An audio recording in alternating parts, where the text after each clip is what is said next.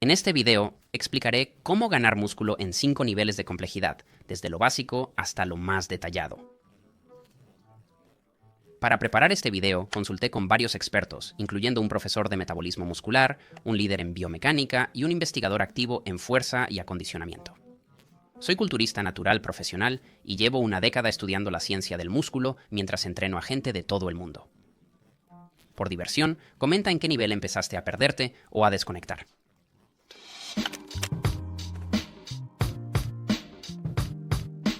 Bien, ganar músculo es bastante simple, en realidad. Solo necesitas levantar pesas y comer proteínas. La proteína es el macronutriente en pescado, pollo, carne, lácteos, legumbres y suplementos proteicos. Cuando entrenas con pesas, tus músculos piensan, si seguimos levantando esto, mejor crecemos para hacerlo más fácil. Esto se llama respuesta adaptativa, similar a tocar la guitarra. Tus dedos se endurecen y forman callos como respuesta a la presión de las cuerdas. Duele al principio, pero se hace más fácil al desarrollar piel más gruesa. Sin embargo, levantar pesas por sí solo no basta para ganar músculo. Para construir algo, necesitas bloques de construcción. Para el músculo, los bloques son aminoácidos, que obtienes al comer proteínas. Levantar pesas dice al músculo que crezca, y la proteína le da los bloques para hacerlo.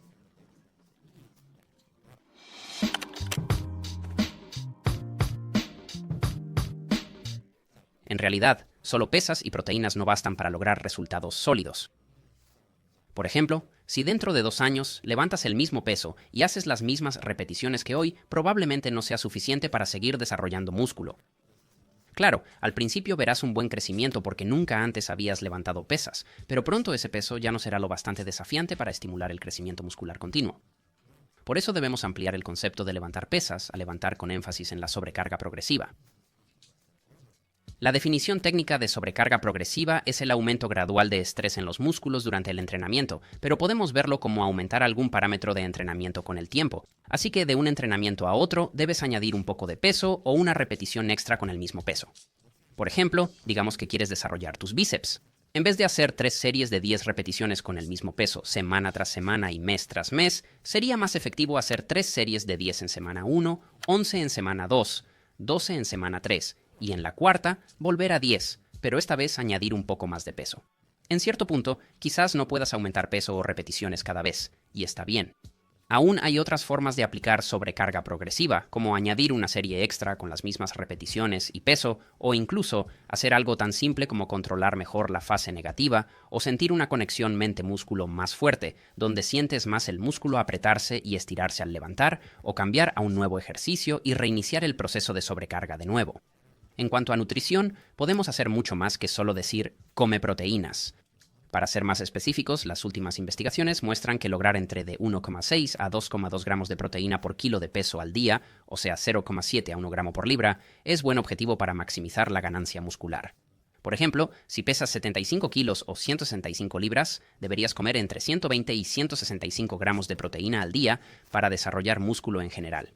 Puede haber ventaja en aumentar un poco en casos avanzados, pero este rango es suficiente para la mayoría. Si tienes mucha grasa corporal, el enfoque de gramos por unidad de peso no funciona tan bien.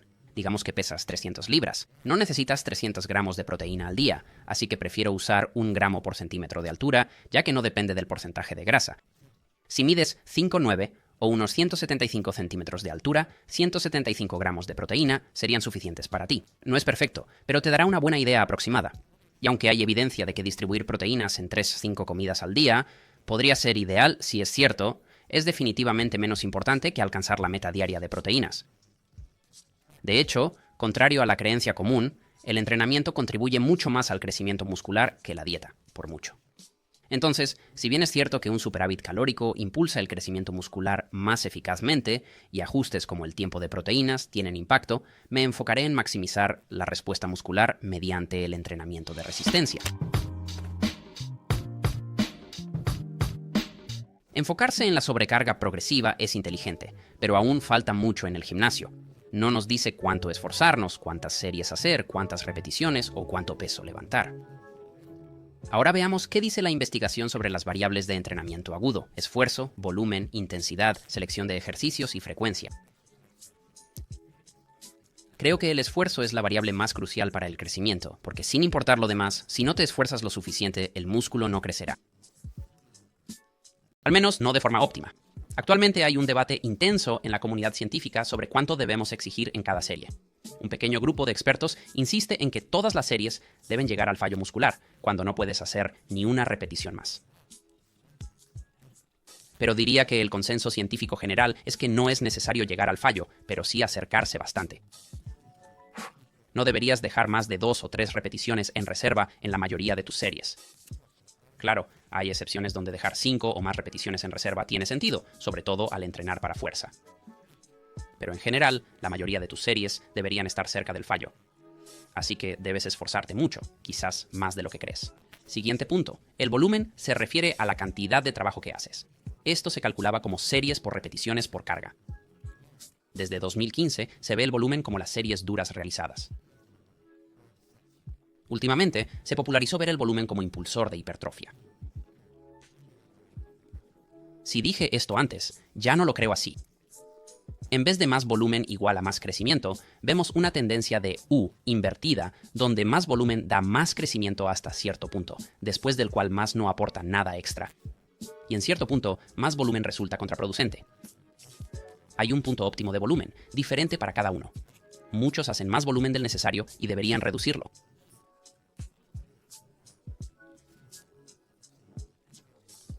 Pero lo clave es experimentar y hallar qué volumen te da el mejor balance entre ganancias y recuperación. Según la ciencia actual, de 10 a 20 series por grupo muscular a la semana parece ser un buen rango para la mayoría. Por ejemplo, si haces una rutina de superior e inferior que te lleva al gimnasio 4 días a la semana, el volumen para tu pecho podría ser así: 6 series intensas para el pecho el lunes y 6 series intensas para el pecho el jueves, sumando 12 series intensas a la semana. Ahora hablemos de intensidad, que técnicamente se refiere al peso usado, no al esfuerzo como se suele pensar.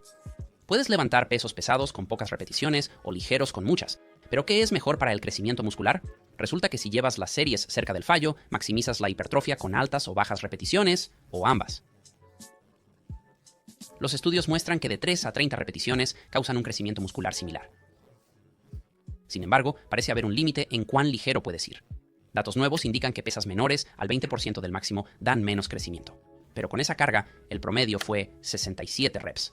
Poco práctico de todos modos, así que la zona tradicional de 6 a 12 repeticiones es un mito en el sentido de que la investigación muestra que puedes salir de ese rango y seguir creciendo bien siempre que entrenes cerca del fallo muscular. Aún así, creo que hay valor en ese rango de 6 a 12 porque cuando bajas de 6 repeticiones puedes arriesgar tensión innecesaria en las articulaciones y puede ser prácticamente más difícil acumular suficiente volumen. Y al superar las 12 reps, más te arriesgas a agotarte, pues son más difíciles de recuperar. Así que por razones prácticas, sugiero dividirlo así, con la mayoría de series en la zona de 6 a 12 o quizás 15, con bloques más pequeños para menos repeticiones y progresión de fuerza y más repeticiones para variedad estimulante. Creo que elegir y ejecutar ejercicios es tanto arte como ciencia. Sí, prefiero movimientos compuestos multiarticulares como sentadillas, prensas y remos en mi entrenamiento, pues dan más beneficio hipertrófico al activar gran cantidad de masa muscular y promover ganancia de fuerza total más eficiente. Y aunque creo que dominar estos movimientos básicos es importante, los ejercicios de aislamiento tienen su lugar, especialmente para músculos más pequeños como bíceps,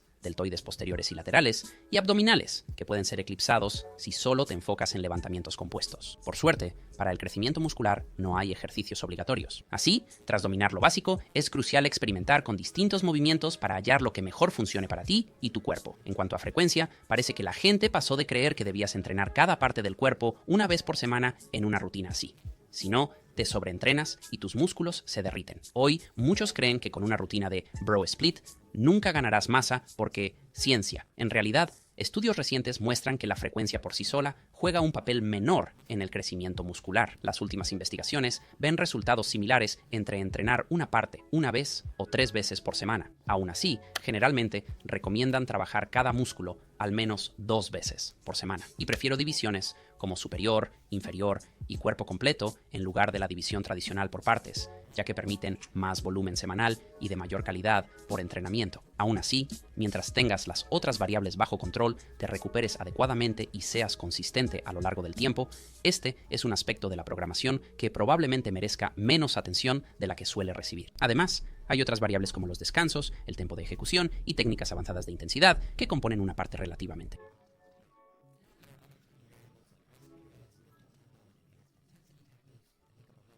pieza más pequeña del puzzle. En vez de entrar en detalles, pondré enlaces a videos abajo.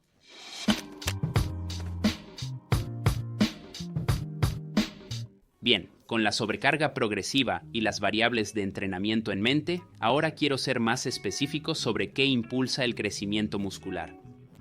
En 2010, el Dr. Brad Schoenfeld publicó un estudio clave con más de 500 citas que presentó el modelo de 3 factores de hipertrofia muscular. Este modelo propone 3 cosas principales que impulsan el crecimiento muscular: tensión mecánica, daño muscular y estrés metabólico. En resumen, la tensión mecánica es el tipo de fuerza que intenta estirar una fibra muscular. Una forma de visualizarlo es como un juego de tira y afloja. Cuando cada lado tira, se genera tensión en la cuerda. Así que piensa, no solo la gente tira de la cuerda, sino que la cuerda también tira de la gente. Es similar en el músculo. Tensión pasiva al estirarse y activa en contracción cuando la actina es atraída por cabezas de miosina. Hasta ahora, la tensión sigue siendo el principal impulsor de hipertrofia en la comunidad científica. El daño muscular es lo que parece: daño físico como microdesgarros y otras alteraciones celulares. Bajo microscopio, se ve que el patrón muscular normal puede alterarse seriamente tras el entrenamiento. Algunos creen que este daño causa, en parte, el dolor muscular tardío tras el entrenamiento, aunque el dolor se debe a varios factores y aún no se comprende completamente. Aún así, por años, muchos creyeron que el dolor era la meta del entrenamiento, pues viene del daño muscular, que supuestamente causa crecimiento.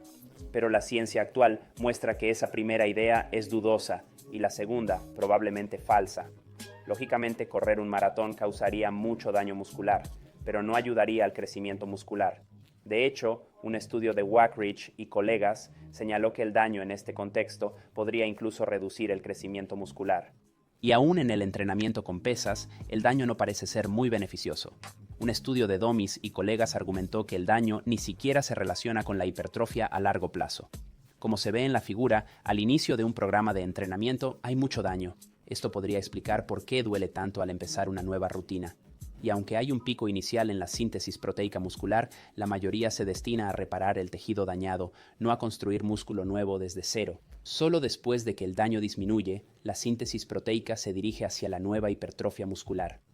Algunos podrían argumentar que estudios muestran que el entrenamiento excéntrico causa más daño y crecimiento muscular, pero yo respondería que correlación no implica causalidad y es más probable que el crecimiento extra venga de la mayor sobrecarga durante la contracción excéntrica, causando más tensión en el músculo.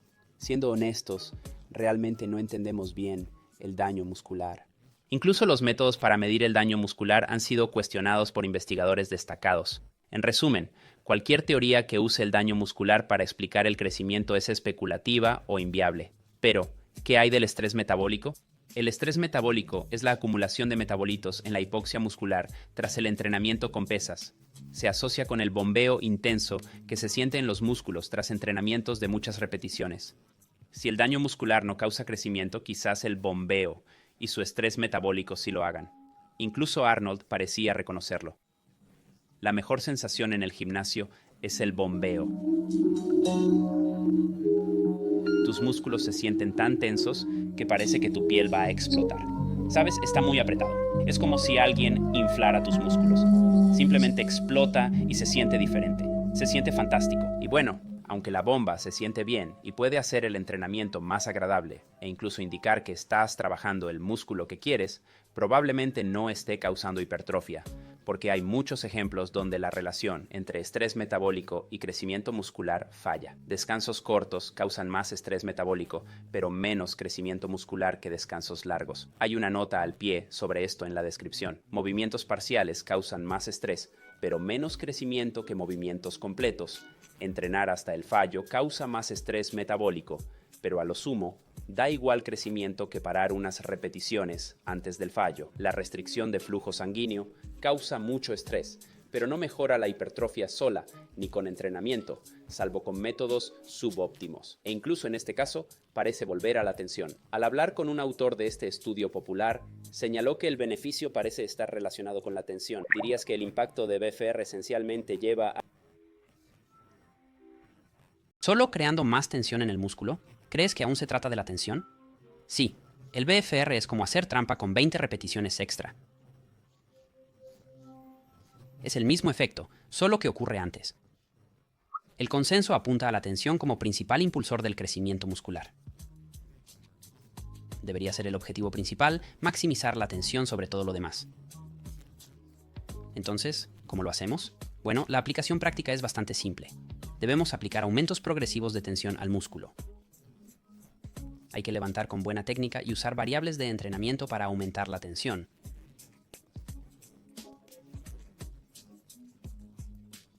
La conexión mente-músculo y control excéntrico ayudan a aumentar la tensión intramuscular.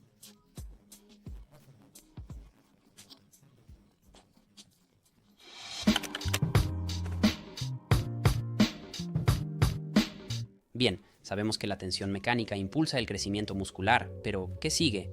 ¿Cómo pasamos de un estímulo mecánico a una señal bioquímica que ordena al músculo crecer? Bueno, el Dr. Tromelin me lo explicó usando bloques de dominó como ejemplo. Dijo que al activarse algo, pasa la señal a lo siguiente, y así sucesivamente. Pero si eres listo, no construyes solo una cadena de dominó. Creas cadenas laterales para que caigan en muchas direcciones distintas.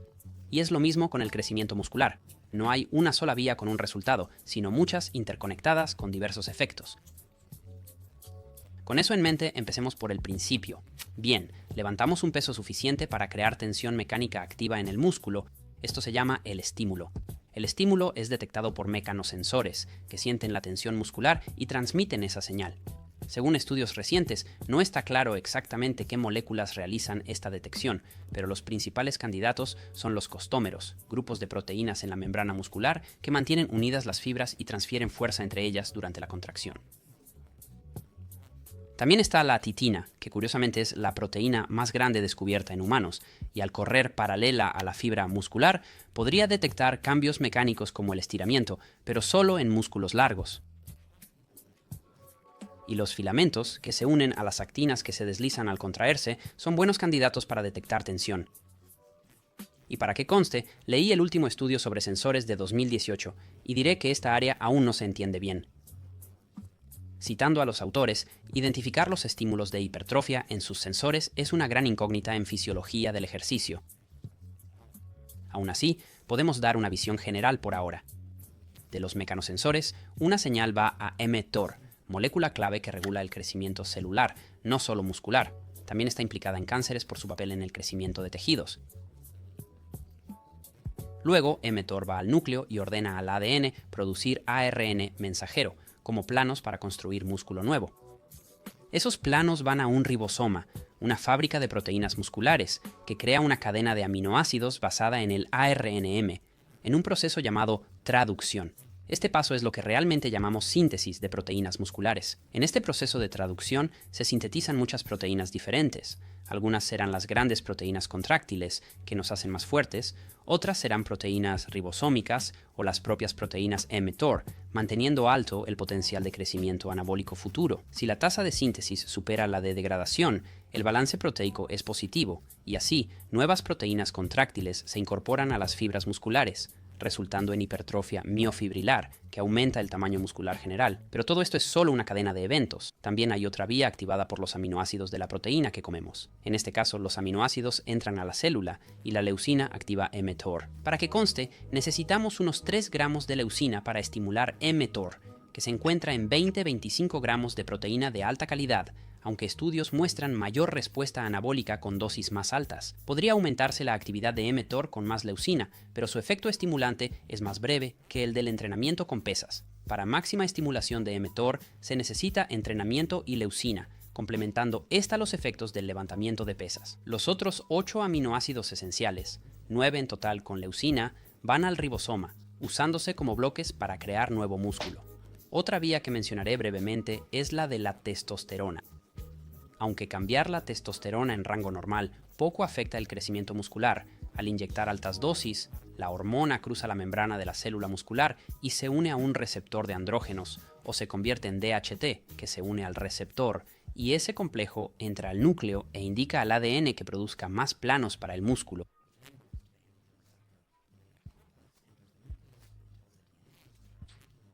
aumentando aún más ese proceso de síntesis proteica muscular. Si hablara de crecimiento muscular con un experto, hay muchos otros temas que abordaría. Querría mencionar al menos la hipertrofia sarcoplásmica. Hasta ahora nos hemos enfocado en la hipertrofia miofibrilar, es decir, el crecimiento del tejido contráctil real, pero hay nueva evidencia sólida que respalda la llamada hipertrofia sarcoplásmica, que es el crecimiento de otros componentes dentro de la fibra muscular, como glucógeno, orgánulos y otras proteínas no contráctiles. Luego podría especular que el entrenamiento de alto volumen y repeticiones podría favorecer el crecimiento sarcoplásmico del músculo, pero el experto, según su apertura a las conjeturas, podría descartar eso por falta de evidencia. También querría hablar sobre la adición de mionúcleos, la idea de que toda esta síntesis de proteínas musculares parece estar limitada por el número de núcleos, o centros de control, que tienes en tus células musculares inicialmente. Y así, cuando las células satélite que rodean la célula muscular donan sus núcleos, esto podría permitir que la célula produzca más proteína y construya más músculo. Pero el experto podría argumentar que esa teoría es bastante especulativa, y que no podemos asumir que los núcleos sean factores limitantes para la hipertrofia hasta que tengamos más evidencia científica. Y entonces alguien curioso podría preguntar, ¿por qué importa todo esto? ¿Cuál es el punto de este nivel de investigación? Quizás el experto respondería que el conocimiento tiene valor por sí mismo. Tal vez señalaría algunas aplicaciones médicas, como entender la sarcopenia o la distrofia muscular. O quizás diría que investigan esto por si surge un nuevo enfoque que pueda mejorar las recomendaciones de entrenamiento. O quizás usemos esta investigación para crear una píldora de ejercicio que logre el mismo efecto celular que el entrenamiento sin pasar tanto tiempo en el gimnasio, como un esteroide sin efectos secundarios que podría empezar a desarrollarse en unos 50 años. Pero como ya me estoy pasando, creo que lo dejaré aquí por ahora. Si han llegado hasta aquí, comenten "listo para nivel 6", y veré si puedo hacerlo en otro video cuando haya nueva información. Como siempre, den like si les gustó, suscríbanse si aún no lo han hecho y nos vemos en el próximo video.